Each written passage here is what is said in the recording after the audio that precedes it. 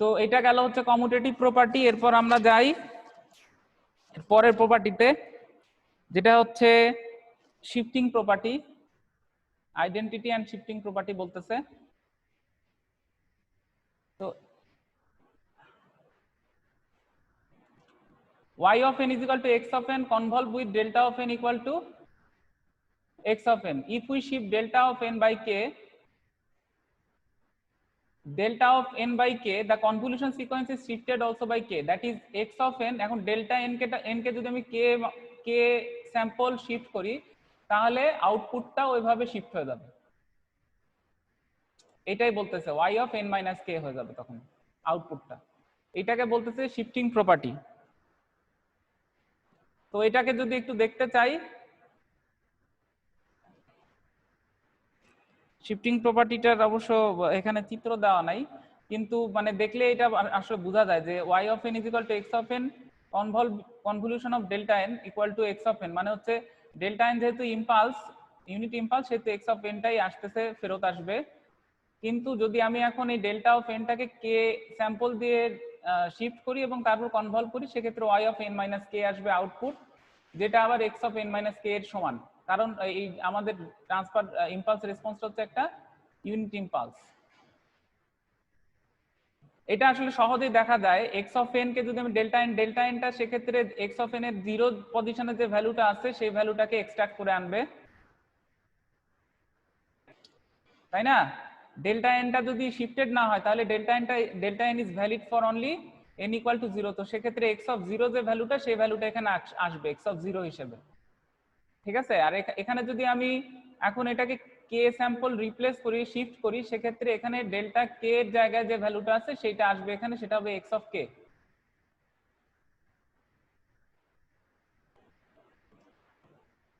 তার মানে কি x of n minus k টা কি আসলে x এর ভ্যালুটার k পজিশনে যে ভ্যালুটা আছে সেটা n minus k is equal to 0 মানে n equal to k, তাই না?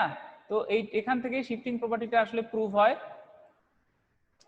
অ্যাসোসিয়েটিভ ল আছে একটা, অ্যাসোসিয়েটিভ ল অনুযায়ী হচ্ছে যদি আমি ইনপুট সিগন্যালটাকে h of n transfer function দিয়ে কনভলভ করি এবং তারপর পুরা যে কনভলিউশনটা করলাম সেটাকে আবার h2 of n দিয়ে কনভলভ করি, সেক্ষেত্রে এটা আবার দুইটা ট্রান্সফার ফাংশনকে একসাথে, দুইটা রেসপন্সকে একসাথে কনভলভ করে সেটাকে ইনপুট সিগন্যালের সাথে কনভলভ করার সমান। তাহলে বিষয়টা আসলে কি দাঁড়ায়? y of n is equal to কি? y of 1 মানে যেটা h of 1 এর আউটপুট, h1 of n, এই ইম্পালস রেসপন্সের যেটা আউটপুট সেটাকে যদি আমি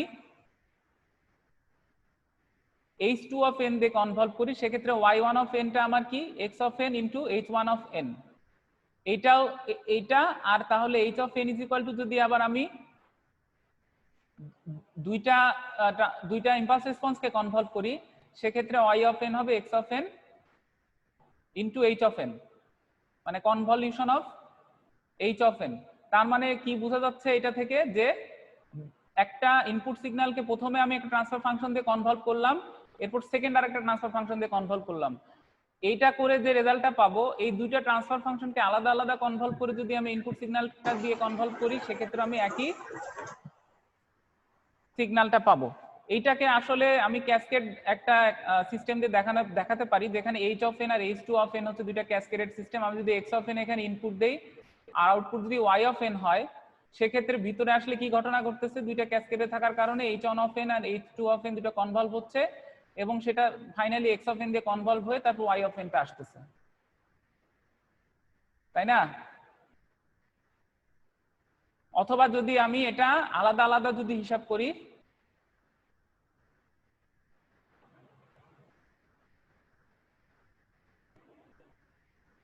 সেক্ষেত্রে x of n, h of n, h2 of n equal to y of n।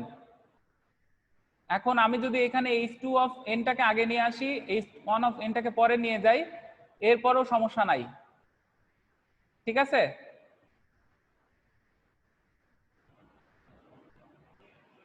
তো এটা ছিল হচ্ছে অ্যাসোসিয়েটিভ প্রপার্টি।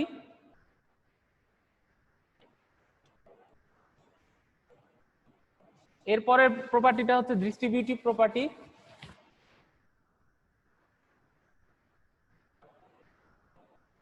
2 পিরিয়ড কেন? 2 পিরিয়ড হলে তারপর স্যারের ক্লাস কখন? আচ্ছা ঠিক আছে।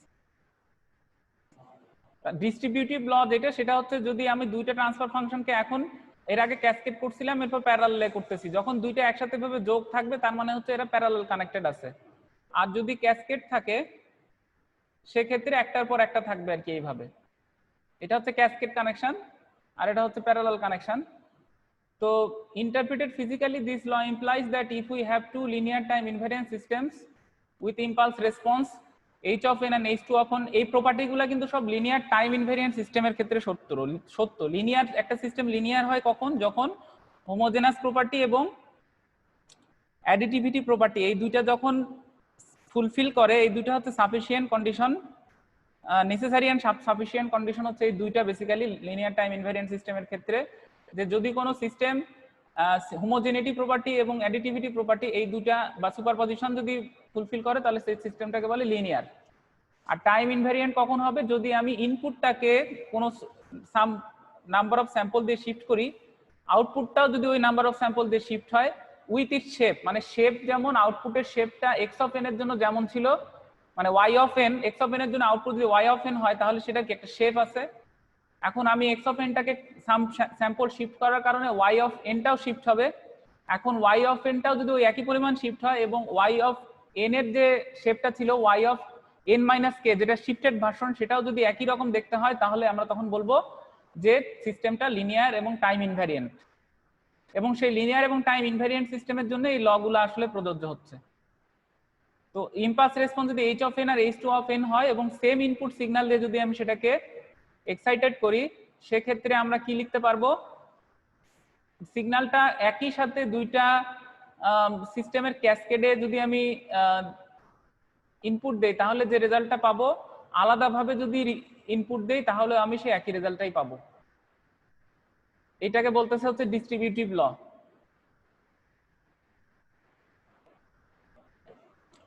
তো এখন causal linear time invariant system কি জিনিস এটা একটু দেখি।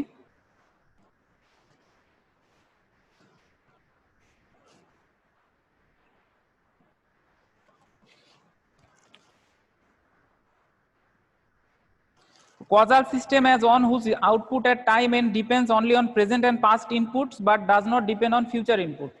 মানে causal input, causal সিস্টেমটা কি? causal সিস্টেমটা হচ্ছে একটা সিস্টেম যেটার আউটপুট ডিপেন্ড করে অনলি পাস্ট এবং প্রেজেন্ট ইনপুটের উপরে, কোনো ফিউচার ইনপুটের উপর ডিপেন্ড করে না, সেটাকে আমরা বলছি causal সিস্টেম। এখন নরমালি ন্যাচারাল যে সিগন্যালগুলা আছে এগুলা যেগুলা সেভ করা নাই, মানে আর কি কোনো মেমোরিতে সেভ করা নাই, এগুলার আমরা নরমালি প্রিডিকশন করতে পারি না। এই জন্য ফিউচার ইনপুট কেমন হবে এটা আমরা জানি না। আমরা পাস্ট ইনপুটগুলো কিন্তু জানি এবং পাস্ট আউটপুটগুলোও আমরা জানতে পারি। ফিডব্যাক সিস্টেমের মাধ্যমে আমরা ইমিডিয়েট পাস্ট ইনপুটগুলো এবং ইমিডিয়েট পাস্ট আউটপুটগুলো আমরা জানতে পারি। যদি আমাদের মেমোরি থাকে, ডিভাইসটা যদি মেমোরি থাকে, সেক্ষেত্রে আমরা পাস্ট ইনপুট এবং পাস্ট আউটপুট জানতে পারি, কিন্তু ফিউচার ইনপুট কিন্তু আমরা জানি না। এখন ফিউচার ইনপুট জানা সম্ভব একমাত্র যদি মানে নন কজাল সিস্টেমের উপর আমাদের অপারেশন আমরা চালাতে পারবো শুধুমাত্র তখনই যদি আমাদের পুরা সিগন্যালের ডাটাটা কোনো সিডি অথবা কোনো মেমোরি ডিভাইসে সেভ করা থাকে। নরমালি আমাদের সেভড ডাটার উপরে নন কজাল মানে সেভ ডাটার উপরে আমরা এই ফিউচার ইনপুট নিয়ে কাজ করতে পারি, কারণ আমাদের যে ডাটাটা সেভ আছে সেটার ক্ষেত্রে আমরা জানি যে এখন এক্স অফ এন যদি ইনপুট হয় তাহলে এক্স অফ এন প্লাস ওয়ানটা কেমন হবে। তো কিন্তু এছাড়া অন্যান্য ক্ষেত্রে আমরা কজাল সিস্টেম নিয়ে আলোচনা করি, নন কজাল সিস্টেম নিয়ে আমরা আলোচনা করতে পারি না, কারণ ফিউচার ইনপুট কি এটা আমরা জানতে পারি না। তো একটাই ফিল্ড আছে যেটা মানে বেশ কয়েকটা ফিল্ড আছে, তার মধ্যে প্রমিনেন্ট হচ্ছে একটা জিওফিজিসিস্ট যারা, এরা হচ্ছে ফিউচার ইনপুট নিয়ে কাজ করতে পারে। এটা বইতেও দেওয়া আছে, মানে একটা এরা নন কজাল সিস্টেম নিয়ে বেসিক্যালি কাজ করতে পারে। তো the output of the system at some time instant, যদি আমি n একটা টাইম ইনস্ট্যান্ট ধরি তাহলে n is equal to যদি n নট হয়, ধরলাম যে n হচ্ছে একটা টাইম ইনস্ট্যান্ট যেখানে n equal to n not depends only on values of x on for n less than equal to n not. মানে এটা কি বোঝাচ্ছে এখান থেকে, যে আমি একটা সময় ধরলাম, সেই সময় এবং আমার সিগন্যালটা, ইনপুট সিগন্যালটা ভ্যালিড হচ্ছে, মনে করি এন নটটার ভ্যালু হচ্ছে 5 সেকেন্ড, তাহলে আমার ইনপুট সিগন্যালটার ভ্যালু ভ্যালিড হচ্ছে ওই 5 এর সমান অথবা 5 এর থেকে কম যে টাইম গুলা তার জন্য। তার মানে প্রেজেন্ট ইনপুট এবং পাস্ট ইনপুট গুলার জন্য ইনপুট এক্স অফ এনটা ভ্যালিড। ঠিক আছে, তাহলে আউটপুটটা কেমন হবে, y of n not equal to k minus infinity two plus infinity x of k x of n not minus k। এটা হচ্ছে আমার ইম্পালস রেসপন্স থেকে আমি আউটপুটটা পেলাম y অফ n নট, তাই না? h অফ k হচ্ছে ইম্পালস রেসপন্স। এখন এই টোটাল রেসপন্সটাকে আমরা দুই ভাগে ভাগ করতে পারি, একটা হচ্ছে পাস্ট অংশ আর একটা হচ্ছে ফিউচার অংশ। তো কিভাবে আমরা এটা ভাগ করব, suppose that we subdivide the sum into two sets of term. এটা আসলে আমরা আমাদের সুবিধার জন্য ভাগ করে ফেলতেছি যাতে আমাদের অ্যানালাইসিস করতে সুবিধা হয়। one set involving present and past values of the input, মানে প্রেজেন্ট পাস্ট ভ্যালু কোনটা, আসলে n less than equal to n not, তাই না? এটা হচ্ছে প্রেজেন্ট, n নটটা হচ্ছে প্রেজেন্ট ভ্যালু, আর n নটের থেকে ছোট যে টাইম গুলা সেগুলো হচ্ছে পাস্ট ভ্যালু।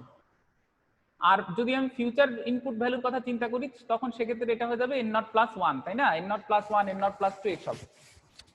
তাহলে এই পুরা সামটাকে আমরা দুই ভাগে বিভক্ত করতে পারি, একটা হচ্ছে k ইজ ইকুয়াল টু 0 থেকে ইনফিনিটি পর্যন্ত, এটা হচ্ছে আমার পাস্ট এবং প্রেজেন্ট ভ্যালুগুলোর জন্য, আর এটা হচ্ছে ফিউচার ভ্যালুগুলোর জন্য মাইনাস ইনফিনিটি টু মাইনাস 1 এই h of k x of n not minus k।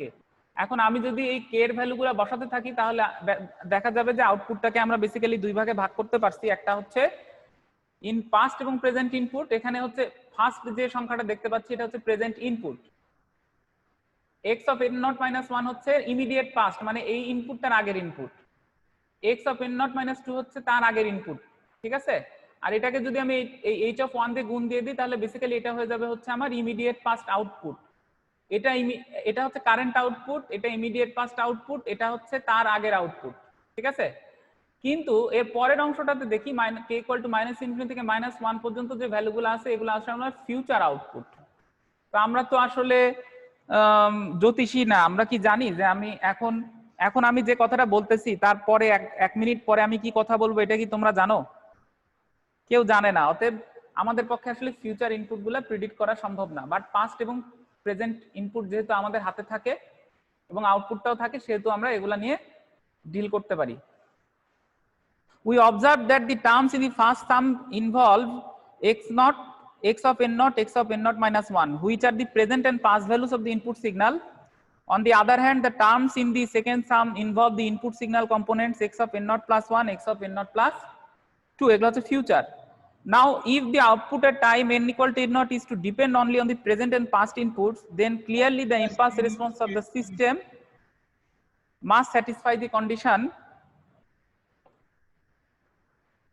h of n equal to 0 for n less than 0. তাহলে সিস্টেমটা যদি হতে হয় ফিউচার কেন হলো? হ্যালো, সেকেন্ড টার্মটা স্যার ফিউচার কেন হলো? আচ্ছা, ফিউচার কেন হলো, এখানে আমি যদি k equal to minus infinity থেকে মাইনাস 1 এই ভ্যালুটা যদি বসাই এখানে তাহলে কি আসতেছে x of n not plus 1। আমি ধরছিলাম যে n নট এর ভ্যালু 5 সেকেন্ড, ঠিক আছে, এবং কজাল সিস্টেম হবে যদি এই x অফ n যদি ভ্যালিড হয় 5 এবং তার ছোট সংখ্যাগুলোর জন্য। খেয়াল করছো, এটা যদি 5 সেকেন্ড হয় তাহলে n এর ভ্যালুটা কি, ক্যাপিটাল n এর ভ্যালু কি, হয় 5 এর সমান হবে অথবা 5 এর থেকে ছোট হবে, তার মানে 4 3 2 1, তাই না? তাহলে এখানে n নট এর ভ্যালু যদি 5 হয় এটা হচ্ছে 5তম সেকেন্ডে আউটপুট, এটা কত 4তম সেকেন্ডে আউটপুট, এটা কত 3তম সেকেন্ডে আউটপুট, তাই না? আর এইটা তাহলে কত 6তম সেকেন্ডে আউটপুট, 7তম সেকেন্ডে আউটপুট। আমি কজাল সিস্টেম ধরছি 5 সেকেন্ড পর্যন্ত, আমি n নট এর ভ্যালুটা ধরছি 5 পর্যন্ত, ঠিক আছে? জি স্যার, বুঝেছি। The output of the system at some time instant n, say n is equal to n naught, depends only on values of x of n for n less than or equal to n naught. আমি n naught এর ভ্যালুটা ধরছি 5, তাহলে এখানে যদি n naught এর সর্বোচ্চ value 5 হয় তাহলে এখানে 6 এর ভ্যালুটা কি আমি জানবো, 7 এর ভ্যালুটা কি আমি জানবো? এই জন্য আমি বলতেছি যে এগুলো হচ্ছে ফিউচার ইনপুট এবং ফিউচার ইনপুট গুলো আমাদের পক্ষে জানা সম্ভব না। এবার কি বোঝা গেছে? Yes sir. তাহলে যদি আমি একটা সিস্টেমকে বলতে চাই কজাল, তার ক্ষেত্রে ইম্পালস রেসপন্সটা 0 হবে n লেস দেন 0 এর জন্য, ঠিক আছে? n লেস দেন 0 এর জন্য, -∞ টু -1, n কিন্তু লেস দেন 0 এখানে, তাই না? -∞ থেকে -1, n এর ভ্যালুটা কত? 0 থেকে ছোট। এটাই এখানে বলা আছে যে n লেস দেন 0 এর জন্য h of n equal to যদি 0 না হয় সেক্ষেত্রে আমার এটা কজাল সিস্টেম হবে না। We observe that the terms in first sum, এটুকু তো বললাম। Now if the output at time n equal to n naught is to depend only on present and past input, then clearly the impulse response of the system must satisfy this condition. যদি আউটপুটটা শুধুমাত্র present আর past ইনপুটের উপর depend করতে হয়, তাহলে future ইনপুটগুলা যে ভ্যালুর জন্য আসতেছে n এর, তার জন্য ইম্পালস রেসপন্সটা 0 হতে হবে, তাছাড়া আমার সিস্টেমটা কজাল হবে না, ঠিক আছে? আর h of n is the response of relaxed linear time invariant system. Relax বলতে এখানে কি বোঝাচ্ছে? রিল্যাক্স বলতে বোঝাচ্ছে যে সিস্টেমটার কোনো মেমোরি নাই, মানে মেমোরিলেস। রিল্যাক্স মানে হচ্ছে ইনিশিয়াল কন্ডিশন 0, ঠিক আছে? তো relax time invariant system to a unit impulse applied at n equal to 0. It follows that h of n equal to 0 for n less than 0 is both a necessary and a sufficient condition for causality. তাহলে কজালিটির জন্য আমার একটা system causal তখনই হবে, মাথায় রাখতে হবে, যদি সিস্টেমটাকে আমরা পাস্ট এবং প্রেজেন্ট ইনপুটের মাধ্যমে ডেসক্রাইব করতে পারি। যদি ফিউচার ইনপুট দরকার হয় তাহলে সেই সিস্টেমটা হয়ে যাবে কি নন causal. And LTI system is causal if and only if its impulse response is 0 for negative values of n. এটাই হচ্ছে আমাদের মূল বক্তব্য। Since for causal systems h of n equal to 0 for n less than 0, the limits on the summation of the convolution formula may be modified to reflect this restriction. এখন আমরা এই লিমিটটাকে modify করতেছি যাতে কি এই চেঞ্জটাকে রিফ্লেক্ট করতে পারে। মানে আমরা যে চেঞ্জটার কথা বললাম যে কি হতে হবে, প্রেজেন্ট এবং পাস্ট ইনপুটের জন্য যদি ইম্পালস রেসপন্স থাকে, যদি ফিউচার ইনপুটগুলোর জন্য বা n এর নেগেটিভ ভ্যালুর জন্য যদি ইম্পালস রেসপন্স না থাকে, তাহলে আমরা সেই সিস্টেমটাকে বলবো কজাল সিস্টেম, তাই না? As indicated previously, causality is required in any real-time signal processing application, since at any given time n we have no access to future values of the input signal. মানে আমাদের কাছে input সিগন্যালের কোনো access থাকে না।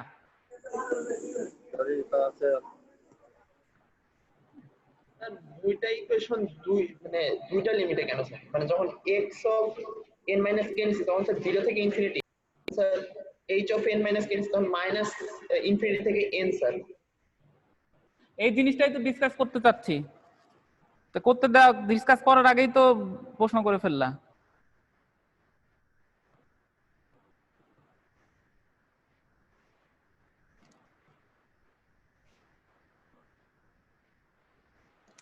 আচ্ছা, h of k এর ভ্যালুটা কতর মধ্যে থাকতে পারে? যদি কজাল সিস্টেম হয় 0 থেকে ইনফিনিটির মধ্যে, নেগেটিভ হওয়া যাবে না, তাই না?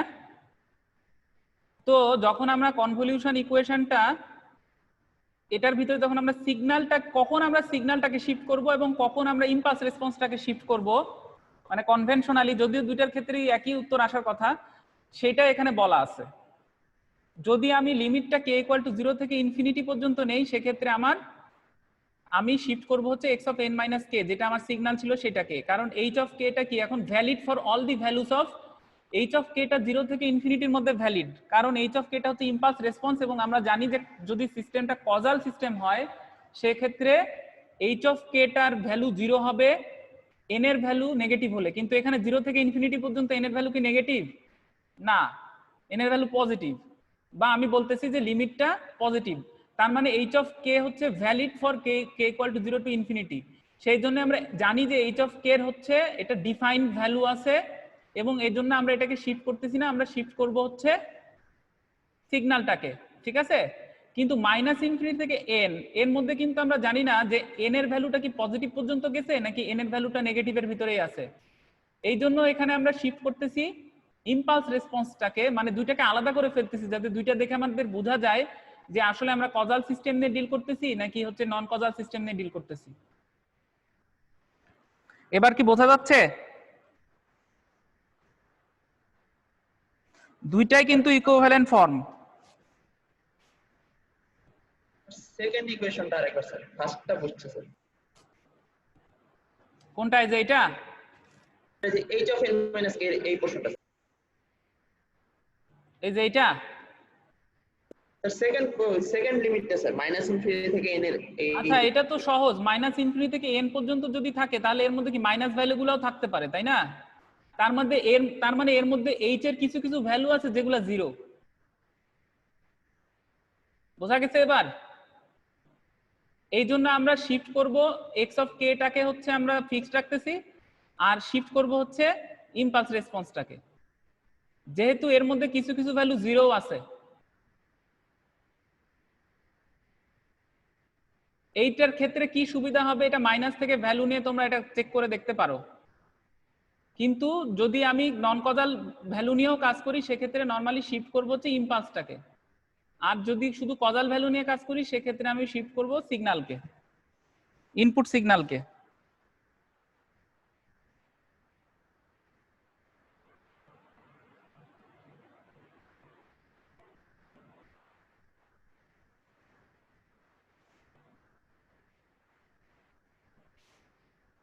এই রেস্ট্রিকশনটাকে রিফ্লেক্ট করার জন্যই, রেস্ট্রিকশনটা কি, কজাল সিস্টেমের জন্য h of n equal to 0, n less than 0 হলে। তাহলে এর মধ্যে কি n less than 0 ভ্যালু আছে কোনো? হ্যাঁ স্যার আছে। k equal to 0 to infinity এর মধ্যে n এর ভ্যালু কোথাও কি 0 থেকে ছোট আছে? শুরুই তো হয়েছে 0 থেকে। এই জন্য এটাকে আমি যদি কজাল সিস্টেমের ক্ষেত্রে এইভাবে আমরা শিফট করব হচ্ছে সিগন্যালকে, এবং লিমিটটা দিব 0 থেকে ইনফিনিটি। আর যদি আমার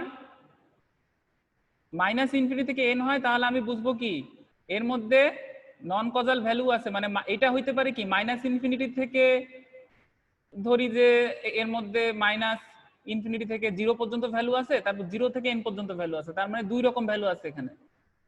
তার মধ্যে অর্ধেক কিছু ভ্যালুর জন্য n ইকুয়াল টু নেগেটিভ 0 থেকে ছোট, কিছু ভ্যালুর জন্য n হচ্ছে কত 0 থেকে বড়। তো সেক্ষেত্রে এই দুইটা একটা কজাল সিস্টেম, একটা এটা তখন কি হয়ে যাবে, এটা তখন নন কজাল সিস্টেম হয়ে যাবে না? এই দুইটাকে আলাদা করার জন্য দুই ভাবে জিনিসটা লেখা হচ্ছে,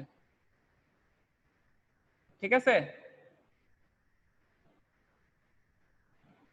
এখন আরেকটা ইম্পর্টেন্ট প্রপার্টির মধ্যে আমরা চলে যাচ্ছি, এটাকে বলে হচ্ছে recursive and non recursive discrete time systems.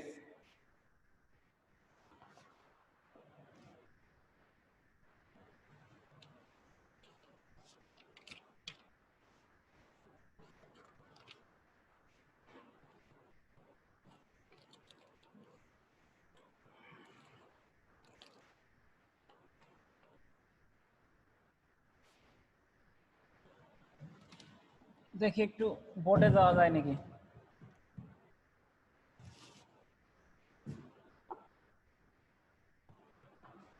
Any linear time invariant system is characterized by the input output relationship. সেই রিলেশনশিপটা কি?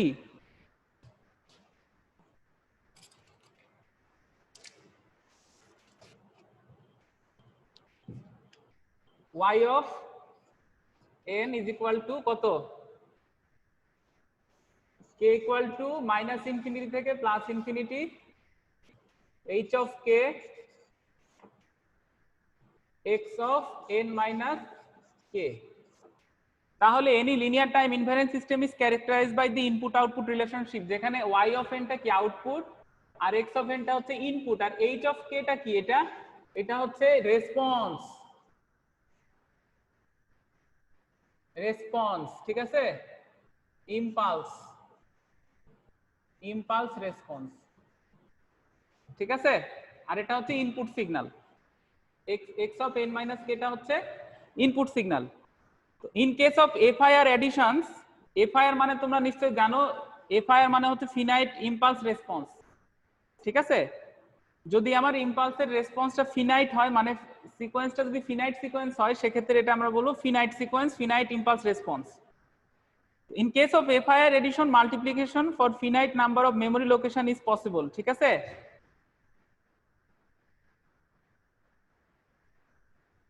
তার মানে কি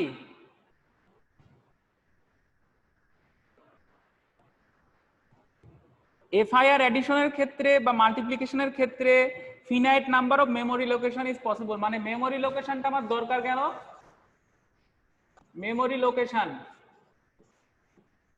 this memory location is required to save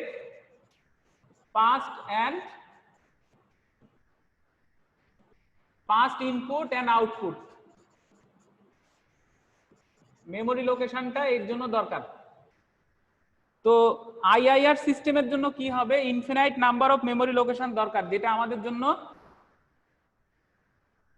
এটা আসলে মানে সম্ভব না। ইনফিনাইট নাম্বার অফ মেমোরি লোকেশনটা সম্ভব না।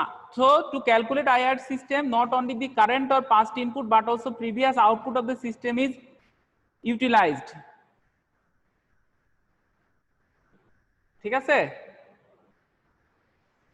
এখানে আমরা একটা সিগন্যালের কিউমুলেটিভ অ্যাভারেজ ক্যালকুলেট করতে চাচ্ছি, যেটা হচ্ছে সিগন্যালটার x of n হচ্ছে ইনপুট এবং এটার ভ্যালু হচ্ছে, suppose that we wish to compute the cumulative average of the signal x of n টা হচ্ছে ইনপুট, আর ইন্টারভালটা কি? ইন্টারভালটা হচ্ছে 0 থেকে n এর ভিতরে।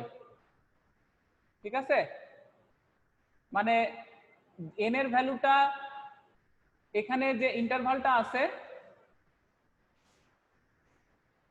ইন দ্য ইন্টারভাল 0 থেকে k বড় এবং n এর থেকে ছোট, যদি এটা হয় তাহলে আমরা কিউমুলেটিভ অ্যাভারেজটা কিভাবে বের করব? y of n is equal to 1 by n plus 1, k equal to 0 to n x of k for n equal to 0, 1 and other values. ঠিক আছে, তো এখন আমি যদি এখানে n এর ভ্যালুগুলো বসাতে থাকি k equal to 0 to n পর্যন্ত, সেক্ষেত্রে প্রথম ভ্যালুটার জন্য কি হবে? y of 1 যদি হয় সেক্ষেত্রে 1 plus 1, তখন এখানে কত আসবে?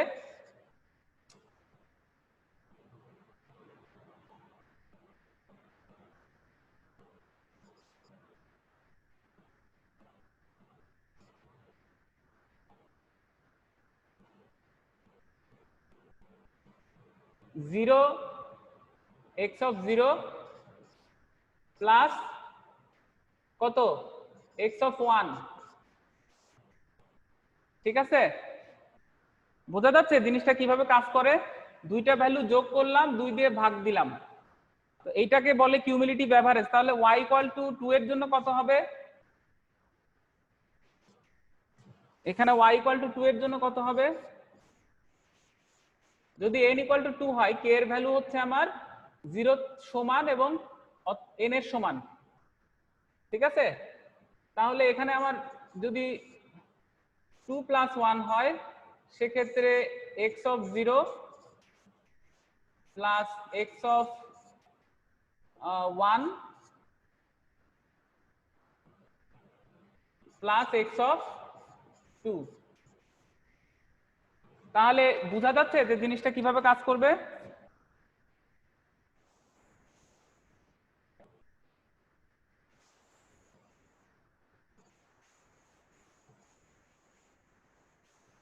না বোঝা গেলে একটু বলতে হবে।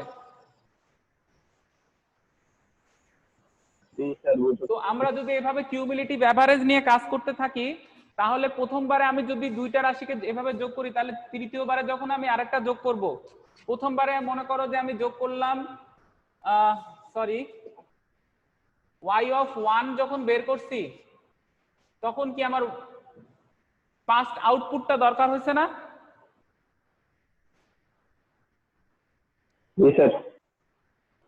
যখন আমি y of 2 বের করব, তখন আমার কি আবার পাস্ট আউটপুটটা লাগবে না?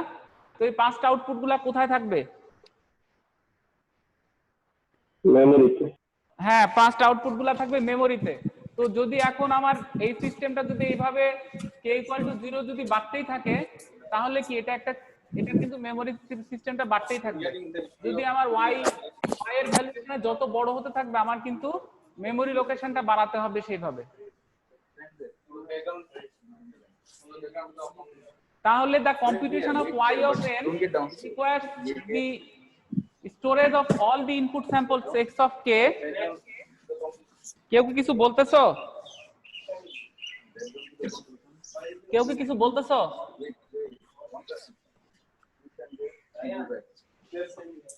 requires the storage of all the input samples x of k। এই ইন্টারভালের ভিতরে যত ইনপুট স্যাম্পল ছিল সবগুলার আমার স্টোরেজ লাগবে। since n is increasing our memory requirement grow linearly with time। তো যত বেশি n এর ভ্যালু হবে আমাদের মেমোরি রিকোয়ারমেন্ট কি হবে? তত বাড়তে থাকবে।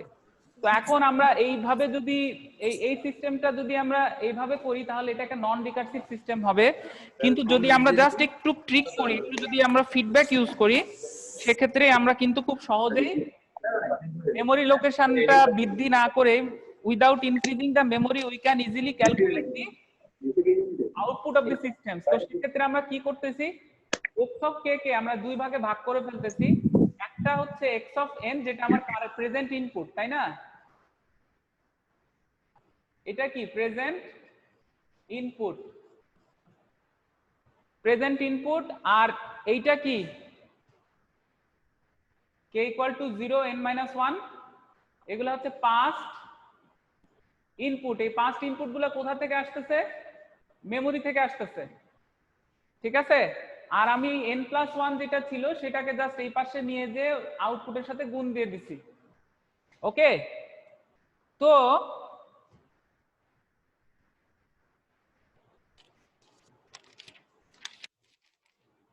এখন আমরা এখানে কি করব,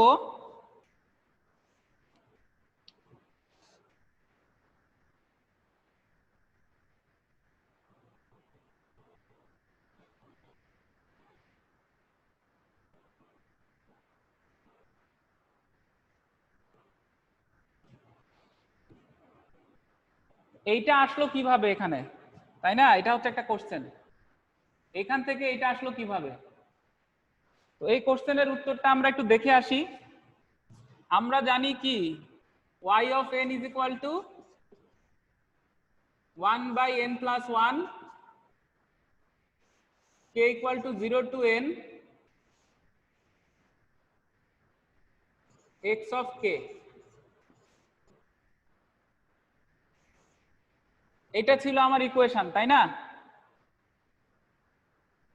তো এখন আমি যদি n এর জায়গায় এটা n-1 দিয়ে রিপ্লেস করে দেই তাহলে কি হবে? y of n-1 এর ভ্যালুটা পাবো তখন আমি, তাই না?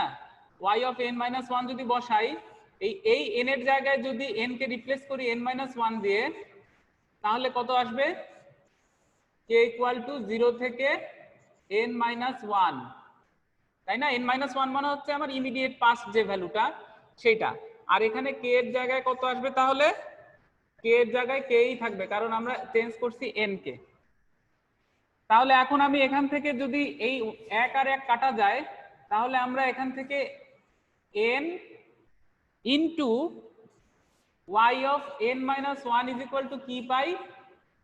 আমি কিন্তু খুব ধীরে ধীরে যাচ্ছি, কারো কোশ্চেন থাকলে পরে আমাকে জিজ্ঞেস করো, কারণ আমি এখন একটু স্পিকার থেকে দূরে আছি।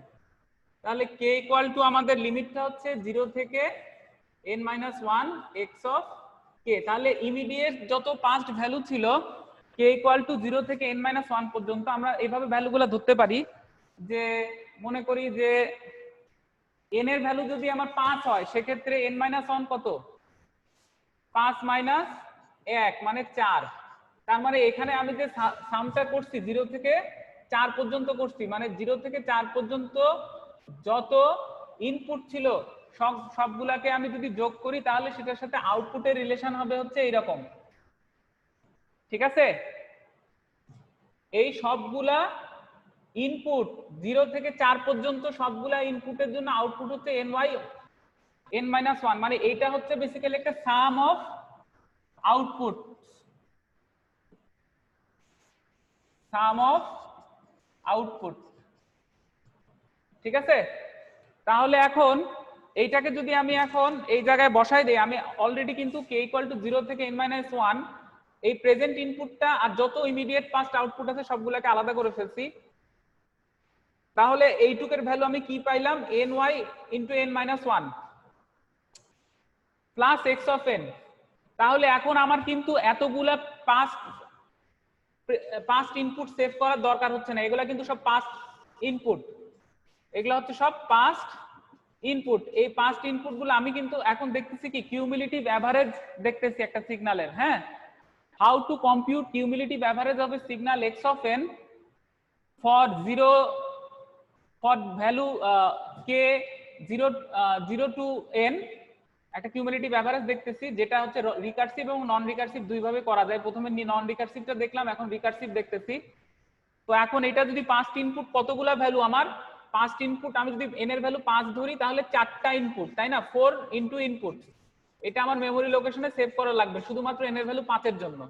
তো যদি আমি এটাকে রিকার্সিভ সিস্টেম দিয়ে রিপ্রেজেন্ট করতে পারি, মানে ইমিডিয়েট পাস্ট আউটপুট দিয়ে, in terms of immediate past output, তো সেক্ষেত্রে আমার শুধুমাত্র ইমিডিয়েট পাস্ট আউটপুটটা যদি আমি মনে রাখতে পারি, তাহলে কিন্তু টোটাল সিস্টেমটার আউটপুট, প্রেজেন্ট আউটপুটটা আমি বের করতে পারবো, তাই না? একটু দেখে নেই কিভাবে।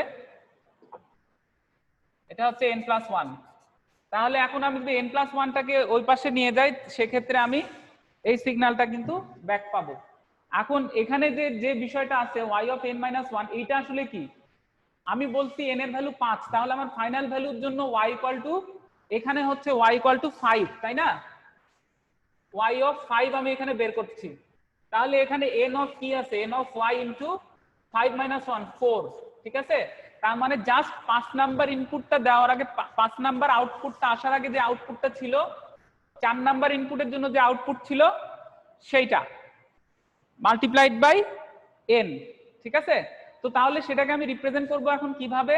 এই টোটাল যে ট্রান্সফার ফাংশনটা আছে, টোটাল ইকুয়েশনটা আছে, এটাকে যদি আমি ব্লক ডায়াগ্রামের মাধ্যমে রিপ্রেজেন্ট করতে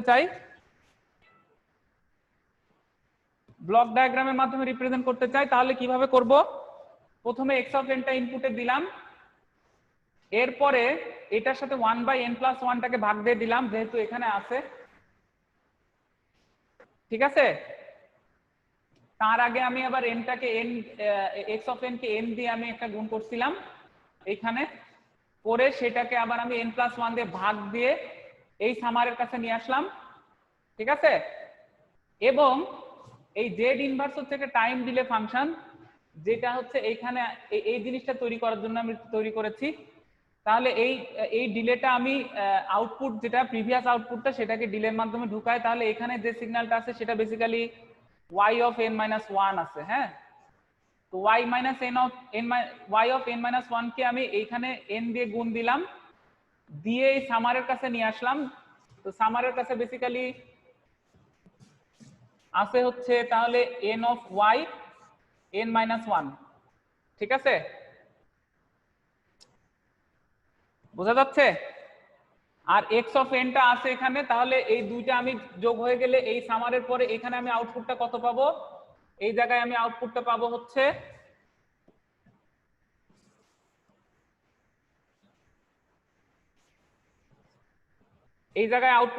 হচ্ছে n into y of n-1 ছিল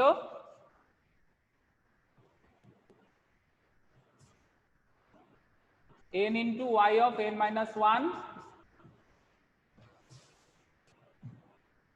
ডিভাইডেড বাই, এখনো ডিভাইডেড বাই আসে নাই, ডিভাইডেড বাই পরে আসবে, আর আছে হচ্ছে x অফ n। এই দুইটা আছে, এই দুইটাকে যদি আবার এই সামারের ভিতরে ঢুকাই দিই, তাহলে কি 1/n+1 দিয়ে কি ভাগ হয়ে যাবে দুইটাই। তাহলে আলটিমেটলি আমার আউটপুটটা কত আসবে? n/n+1 into y of n-1 plus x of n divided by n+1, এই হচ্ছে আমার আউটপুট। তো এই ছিল হচ্ছে রিকার্সিভ এবং নন রিকার্সিভ সিস্টেমের মধ্যে পার্থক্য। আমি আশা করি তোমাদের এটা ক্লিয়ার হয়ে গেছে যে রিকার্সিভ এবং নন রিকার্সিভ সিস্টেমের ক্ষেত্রে বেসিক্যালি কি হয়। তো হয়টা কি হয় তাহলে? নন রিকার্সিভ সিস্টেমের জন্য,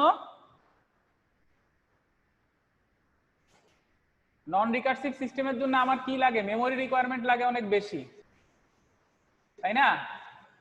কিন্তু রিকার্সিভ সিস্টেমের জন্য কি লাগে? মেমোরি রিকোয়ারমেন্টটা লাগে কম। ইমিডিয়েট পাস্ট আউটপুট যদি আমি ক্যালকুলেট করি, তাহলে আমার কাজ হয়ে যাচ্ছে। বোঝা যাচ্ছে? আচ্ছা, এরপরে আমরা যাই তাহলে ফিডব্যাকের আসলে উপকারিতাটা কি বোঝা গেছে?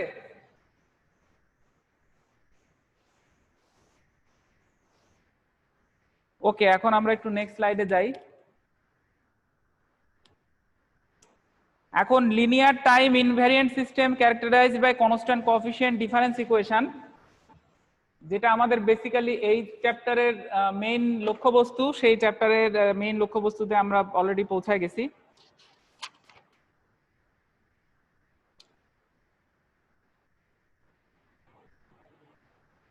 আমি এফআইআর এবং আইআইআর নিয়ে বেশি আর আলোচনা করতেছি না, কারণ আমি মানে অ্যান্টিসিপেট করি যে তোমরা এটা জানো।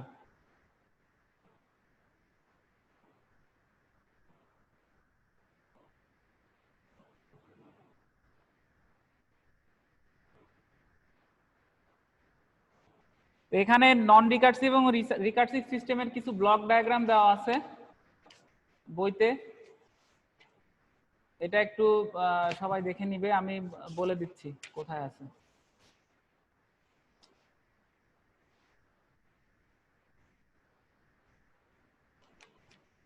ব্লক ডায়াগ্রামটা আছে হচ্ছে 93 নাম্বার পেজে।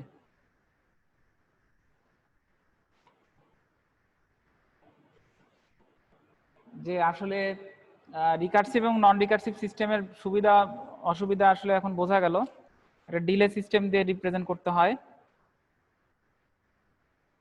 In general, a system whose output y of n at time n depends on any number of past output values y of n minus 1, y of n minus 2 is called a recursive system. ঠিক আছে, এখানে আমরা একটা মাত্র output value নিয়ে কাজ করছি, past output, যেটা হচ্ছে y of n minus 1 ছিল। আচ্ছা, ফান্ডামেন্টাল ডিফারেন্সটা কি? Fundamental difference of this two systems is the feedback loop in the recursive system. মানে রিকার্সিভ সিস্টেমে যে ফিডব্যাক লুপটা আছে এটাই হচ্ছে fundamental difference, which feeds back the output of the system into the input. আউটপুটটাকে ইনপুটে ফিডব্যাক করতেছে। Output y of n naught of a system excited at n equal to 0 is calculated by computing all the previous output values y of 0, y of 1, y of n naught minus 1. But for non-recursive system, output is computed directly without past output values. Non recursive সিস্টেমের জন্য past output ভ্যালুগুলো ছাড়াই শুধুমাত্র present input দিয়ে current আউটপুটটা আমরা calculate করি। The output of recursive system should be calculated in order. মানে recursive সিস্টেমের আউটপুটটা অর্ডারলি ক্যালকুলেট করতে হবে, মানে y অফ 0 আগে বের করতে হবে, y অফ 1, y অফ 2। কারণ আমরা দেখলাম যে বেসিক্যালি প্রেজেন্ট ইনপুটটা ডিপেন্ড করে পাস্ট আউটপুটের উপর। এখন পাস্ট আউটপুটগুলো যদি আমি অর্ডারলি ক্যালকুলেট না করি, অর্ডারলি বলতে যদি আমরা সিরিয়ালিটি মেনটেন না করি, সিরিয়ালি না যাই, সেক্ষেত্রে ক্যালকুলেশন এরর আসবে। সেই জন্য রিকার্সিভ সিস্টেমের ক্ষেত্রে যখন আমরা ক্যালকুলেট করব তখন কি করব? অর্ডার মেনটেন করে ক্যালকুলেট করব। y অফ 0 বের করব আগে, y অফ 1, এরপর y অফ 2। কিন্তু নন রিকার্সিভ সিস্টেমের ক্ষেত্রে এরকম কোনো বার নাই। তো আপাতত এই ক্লাসে আমার এখানেই শেষ। আমি আশা করব যে 5 মিনিট বা 7 মিনিট ব্রেক থাকবে এবং তারপরে আমরা আবার সবাই এখানে একত্র হতে পারবো।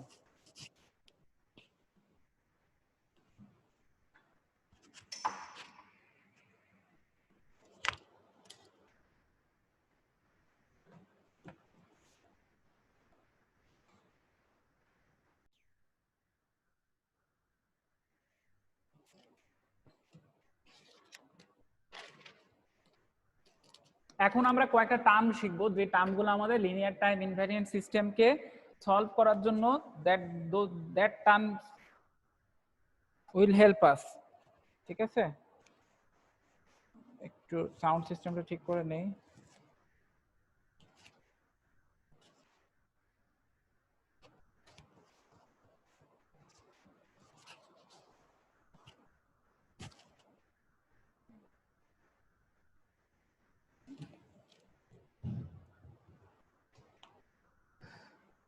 So linear time invariant system characterized by constant coefficient difference equation.